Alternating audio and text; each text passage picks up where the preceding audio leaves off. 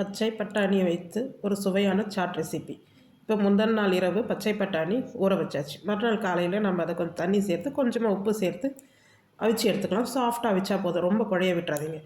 ஒரு அரை ஸ்பூன் நெய்யில் ஒரு அரை கப்பு சின்ன வெங்காயம் நறுக்கி எடுத்து இந்த மாதிரி ஒரு 30 செகண்ட் போல் வதக்கி எடுத்துக்கோங்க. பச்சையாக சேர்த்து சாப்பிட்டா இன்னுமே சுவையாக தான் இருக்கும். இல்லைன்னா இது மாதிரி வதக்கிக்கோங்க.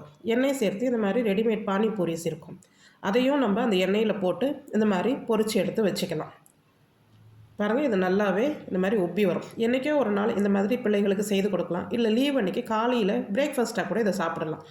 இப்போ ஒரு கப்பில் ஒரு கப்பு பட்டாணி, இப்போ வதக்கின வெங்காயம், ஒரு கப் அளவுக்கு மிக்சர் சேர்த்துக்கிறேன் நான். உங்களுக்கு இந்த மாதிரி எந்த சாட் ரெசிபி பிடிக்குமோ அதை நீங்கள் சேர்த்துக்கலாம். அது கூட இந்த பானிபூரியை நொறுக்கி போட்டுருங்க. இதில் உப்பு மசாலா எதுவுமே சேர்க்க தேவையில்லை, மிக்சரில் இருக்கிறதே போதும். பட்டாணியில் லைட்டாக போட்டு அவிச்சிருக்கிறோம்.